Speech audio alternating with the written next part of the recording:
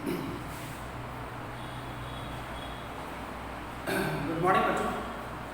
आइए हम numerical section में ही आगे बढ़ते हैं। इसके पहले हम प्रोडक्ट मेथड को डिस्कस कर रहे थे और प्रोडक्ट मेथड के न्यूमेरिकल्स को ही डिस्कशन में आगे बढ़ाते हैं। एक न्यूमेरिकल लिखा है बेटा मैंने यहाँ पर, ये आपकी बुक का इलस्ट्रेशन नंबर 12 है और मैंने आपको क्या रखा है, पहले इलस्ट्रेशन के ऊपर कमांड करिए। जब वो सॉल्व होने लग जाए आपसे तब आप अनसोल्व वाले सेक्शन पर जाइए। तो इसे मैंने समझाने के लिए आपको क्वेश्चन पहले ब्लैक बोर्ड पर भी लिखा है।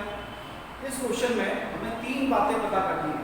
सबसे पहली बात वैल्यू ऑफ आउटपुट, दूसरी बात इंटरमीडिएट कंजप्शन और तीसरी बात NVAFC यानी कि डोमेस्टिक इनकम। NVAFC कहें बच्चों या NDPFC कहें, एक ही बात होती, अलग अलग नहीं होती।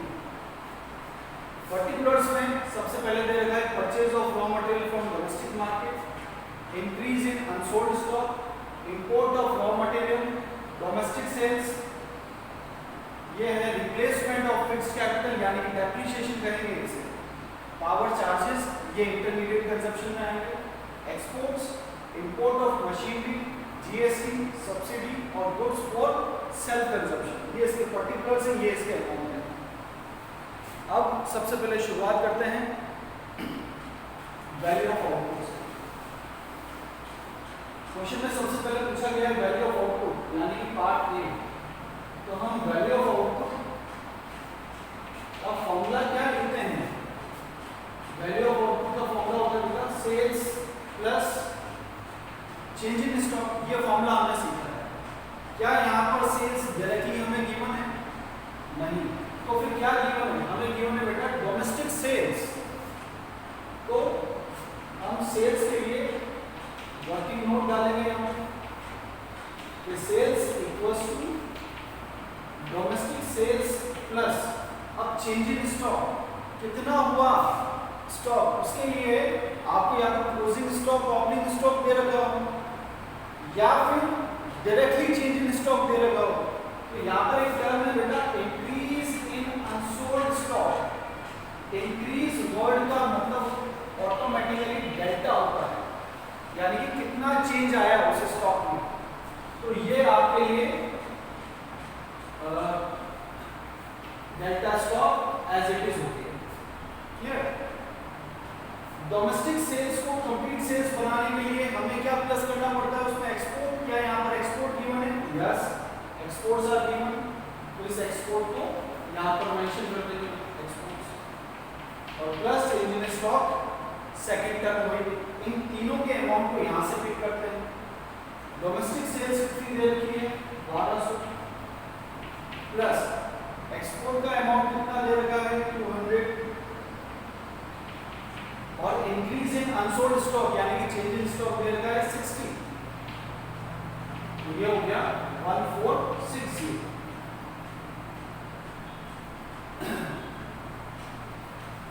क्लियर बच्चों?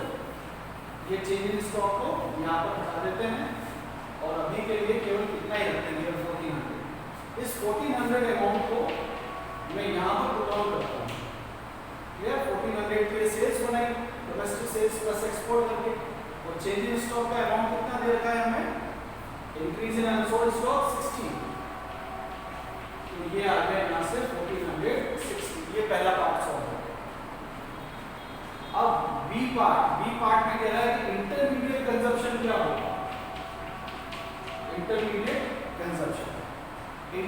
कंजप्शन के लिए क्या देखना पड़ता है बेटा? या तो ये टर्म हमें डायरेक्टली मेंशन हो यहाँ पर या फिर परचेज ऑफ रॉ मटेरियल, कुछ इस तरह की चीजें दे रखी हो। तो क्या ऐसा दे रखा है हमें? परचेज ऑफ रॉ मटेरियल ये दे रखा है, purchase of raw material from domestic market लिखा हुआ है। तो कंप्लीट आईसी बनाने के लिए हम क्या करेंगे? Purchase of raw material from domestic market, एक तो ये आएगा आईसी बनाने के लिए, प्लस अगर डोमेस्टिक मार्केट आ गया तो उसे कंप्लीट परचेज बनाने के लिए और क्या चीज आनी चाहिए? इंपोर्ट्स। तो क्या इंपोर्ट दे रहे हैं? Yes, import of raw material, import of raw material plus, और क्या प्लस हो सकता है, आईसी वाला खर्चा और कौन सा है, पावर चार्जेस, है ना बेटा। पावर चार्जेस भी क्या है, जो फ्यूल चार्जेस होते हैं वो भी एक तरह से आपके लिए इंटरमीडिएट कंजप्शन ही होते हैं, यानी कि यहाँ पर हम लिखेंगे फ्यूल चार्जेस। अब इन तीनों को कर दिया जाएगा plus. Purchase of raw material from domestic market, amount दे रखा है 400, हमने भी लिखा 400। इंपोर्ट ऑफ रॉ मटेरियल 120, हमने भी लिखा 120, प्लस फ्यूल या पावर चार्जेस कितने दे रखे 20, तो यहाँ पर लिखा गया 20। कितना हुआ ये टोटल, 520 प्लस 20 540। एक बार बुक से वेरीफाई कर लें इसे कि हम जो कर रहे हैं क्या ये सही है।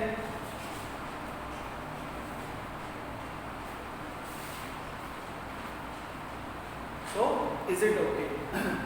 यहाँ पर अगर आप सोचें कि मैंने इंपोर्ट ऑफ मशीनरी को क्यों नहीं लिया, है ना, इंपोर्ट ऑफ रॉ मटेरियल तो हमने कंसीडर कर लिए, इस मशीनरी वाले कंटेंट को क्यों नहीं लिया, तो बेटा इसका रीजन है कि machinery is not a raw material. Raw material is such a thing which can be used up in single act of consumption, जो एक बार इस्तेमाल में आए और उसका एक्सिस्टेंस खत्म हो जाए वो रॉ मटेरियल होता है। Machinery can not be vanished out or extinct within a single act of consumption, it can be used again and again, इसलिए मशीनरी को आईसी या इंटरमीडिएट कंजप्शन में शामिल नहीं किया जाएगा। तो इस क्वेश्चन के ये थे बेटा दो पार्ट्स, अब तीसरे वाले पार्ट पर आते हैं।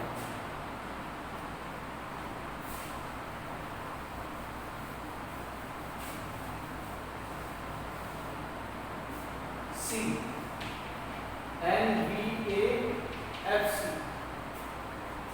ये तीसरी चीज पूछी गई है हमसे। अब NVAFC किससे आएगा, हमने तो GDPMP बनाना सीखा था बेटा, और GDPMP का फॉर्मूला क्या होता है, GVOMP माइनस IC। तो GVOMP अभी हमने ऑब्टेन किया था और इसका अमाउंट हमें मिला था, दैट इज 1470 1470, और IC अभी आपने कैलकुलेट किया है दैट इज 540। अगर मैं इन दोनों के डिडक्शन पर जाऊं तो 0 7 4 3 एंड देन 9, इट इज 930। तो ये तो आया बेटा हमारे लिए GDPMP। अब इसमें तो हमें NVAFC की रिक्वायरमेंट है, तो NVAFC इक्वल्स टू GDPMP, इसमें लगाएंगे आपको। तो नेट बनाना है तो ग्रॉस में से क्या माइनस करें, डेप्रिसिएशन। DP से FC बनाना है तो क्या करना पड़ेगा, माइनस NID। GDPMP आया हमारे लिए 930 माइनस क्या, डेप्रिसिएशन यहाँ पर गिवन है, डेप्रिसिएशन है ये replacement of fixed capital that is 50 minus NID। NID क्या होता है बेटा, IT माइनस सब्सिडीज। अब IT और सब्सिडीज कहां पर है, GST इज इनडायरेक्ट टैक्स, तो ये हो गया हमारे लिए IT, और सब्सिडीज है 30, तो कैसे लिखी जाएगी, 10 माइनस 30, 10 इज इनडायरेक्ट टैक्स और 30 इज सब्सिडी, यानी कि IT माइनस सब्सिडी। अगर इसे हम सॉल्व करें -50 और ये कितना आ जाएगा, -20, क्लियर। तो 930 -50 और ये माइनस और ये माइनस दोनों मिलकर क्या बनेंगे, प्लस। तो 930 प्लस 20 950, 950 माइनस 50 करेंगे तो अल्टीमेटली मुझे मिलेगा 900, और ये 900 क्या आया, NDPFC या NVAFC हम इसे डिक्लेयर कर सकते हैं। इस तरह से हमने बेटा ये क्वेश्चन को परफॉर्म किया और उसके तीनों पार्ट्स हमने सॉल्व किए। एक और न्यूमेरिकल हम ट्राई करते हैं।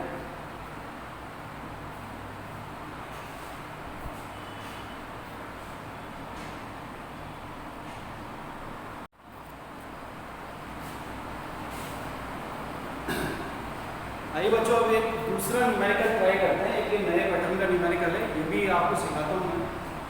पहले क्वेश्चन रीड करता हूँ आपके लिए और उसके साथ साथ हम यहाँ पर उसका सॉल्यूशन भी देते हुए चलते हैं। Firm A sales to firm B, यानी कि ए फर्म ने बी को माल बेचा, कितने का? ₹4.50 crores। यानी कि ये मैंने एक सॉल्यूशन का फॉर्मेट बनाया बेटा। क्वेश्चन में कहा गया है कि आपको वैल्यू एडिशन निकालना है तीनों फर्म के लिए। 3 फर्म है यहाँ पर, ए, बी और सी। तो वैल्यू एडिशन का फॉर्मूला क्या होता है? Value of output minus intermediate consumption. तो मैंने पहले तो फर्म ए, बी, सी बना दिए यहाँ पर। उसके बाद तीनों के लिए वैल्यू ऑफ आउटपुट लिखेंगे यहाँ पर। उसके बाद तीनों के लिए आईसी लिखेंगे और इन दोनों का सब्ट्रैक्शन वैल्यू एडिशन में आ जाएगा। ओके, अब क्वेश्चन पढ़ते हैं। Firm A sales to firm B, यानी कि ए ने बी को माल बेचा 50 करोड़ का। तो ये सेल्स किस में आती है? वैल्यू ऑफ आउटपुट में, क्योंकि वैल्यू ऑफ आउटपुट का फॉर्मूला क्या होता है? Sales plus change in stock. अब यहाँ पर चेंज इन स्टॉक जैसी कोई चीज इस क्वेश्चन में नहीं दे रखी है, इसलिए जब भी कोई चीज नहीं दे रखी होगी तो उसे हम क्या मान लेते हैं बेटा? 0। तो सबसे पहला ट्रांजैक्शन वैल्यू ऑफ आउटपुट में क्या लिखा जाएगा? सेल्स टू बी, यानी कि बी को माल बेचा ए ने, कितना अमाउंट है इसका? 50। और क्या किया? ए ने बी को माल बेचा 50 करोड़ का, उसके अलावा and for 70 crore to private consumption. Private एक फर्म है, उसको भी या प्राइवेट कंजप्शन के लिए भी उसने माल बेचा है for 70 crore. Sales for private consumption और इसका अमाउंट है 70, यानी कि 70। अब एक बात सीखिएगा बेटा, if firm A sales to firm B, यानी कि ए ने बी को कुछ माल बेचा है तो ए के लिए तो क्या हुई वो? सेल्स। लेकिन बी के लिए क्या बन गया वो? आईसी। यानी कि यही ट्रांजैक्शन इंटरमीडिएट कंजप्शन में लिखा जाएगा। कैसे? परचेज फ्रॉम ए, यानी कि बी ने ए से माल खरीदा, कितने का? जितना उसने सेल किया था। अगर उसने सेल किया 50 का तो यहाँ पर भी अमाउंट क्या लिखा जाएगा? 50। क्लियर बच्चों? इतनी बात क्लियर है आपको? ए की ये 2 सेल्स दे रखी है, इसका कोई खर्चा नहीं है, इंटरमीडिएट कंजप्शन नहीं है, यानी कि 0। तो टोटल सेल्स कितनी होगी इसकी? 70 प्लस 50, यानी कि 120। ये तो हो गया इसका वैल्यू ऑफ आउटपुट। यहाँ पर हम लिख सकते हैं 120 इज द टोटल फिगर। तो value of output minus intermediate consumption, यानी कि 120 माइनस 0। अल्टीमेटली मुझे कितना मिल गया? ₹120 करोड़। ये क्या आ गया? वैल्यू एडिशन आ गया बेटा ए का। अब बी पर आते हैं। बी के लिए क्या लिखा हुआ है? Firm B sales ₹4.80 crore to firm C, यानी कि बी ने सी को माल बेचा है 80 करोड़ का। तो बी के लिए तो हुई सेल्स और सी के लिए हो गया खर्चा। तो यहाँ पर लिखा जाएगा सेल्स टू सी, कितना है? 80 करोड़। वही यही सेल सी के लिए, तो कैसे शो करेंगे इसे? परचेज फ्रॉम बी और अमाउंट सेम आएगा, यानी कि 80। अब बी के वैल्यू एडिशन पर आ जाते हैं। इसकी सेल है 80 की, खर्चा है 50 का, यानी कि value addition equals to 80 minus 50, कितना आ गया बेटा? 30। ये बी का वैल्यू एडिशन आ गया। अब सी पर आते हैं। सी के लिए क्या लिखा हुआ है? Firm C sales ₹100 crore to private consumption, यानी कि सेल्स टू प्राइवेट कंजप्शन, कितना अमाउंट है? 100 का। इसने 100 का माल बेचा है प्राइवेट कंजप्शन के लिए, और इसका खर्चा कैसे है? इसका खर्चा क्योंकि इसने बी से खरीदा था, बी के लिए तो सेल थी, तो सी के लिए क्या हुआ? ये खर्चा हुआ, यानी कि 100 माइनस 80, इसका वैल्यू एडिशन 100 माइनस 80 यानी कि 20। तो इस तरह से वैल्यू एडिशन बेटा हमने ए, बी और सी इन तीनों के लिए इंडिविजुअली निकाल दिया। अगर क्वेश्चन में मुझसे कहा जाता कि कैलकुलेट जीडीपी, अभी तो यहाँ पर कहा जा रहा है कि value addition by A B C individually बताइए। अगर यहाँ पर क्वेश्चन में ये भी कह दिया जाता कि कैलकुलेट जीवीए एनपी, यानी कि आप जीवीए या जीडीपी भी बताइए, तो हम क्या करते हैं 120 प्लस 30 प्लस 20 इन तीनों को कंबाइन कर देते हैं या तीनों को सम अप कर देते हैं, यानी कि 120 और 30 150 और 20 170 आंसर आ जाता जीवीए या जीडीपी का। तो इंडिविजुअली इस तरह से हम वैल्यू एडिशन को परफॉर्म कर सकते हैं और उन्हीं इंडिविजुअल वैल्यू एडिशन को अगर आप सम टोटल कर दोगे तो बच्चों आपको जीडीपी या जीवीए भी ऑब्टेन हो सकता है। तो ये एक और फॉर्मेट था बेटा प्रोडक्ट मेथड या वैल्यू एडेड मेथड में। आपकी बुक में और भी इलस्ट्रेशंस दे रखे हैं, तो आप बारी बारी से सबको देखिएगा। जहाँ पर भी डाउट आए आप उससे व्हाट्सएप के थ्रू इंटरेक्ट कर सकते हैं। I hope you all have understood this. Take a screenshot of this and thank you so much.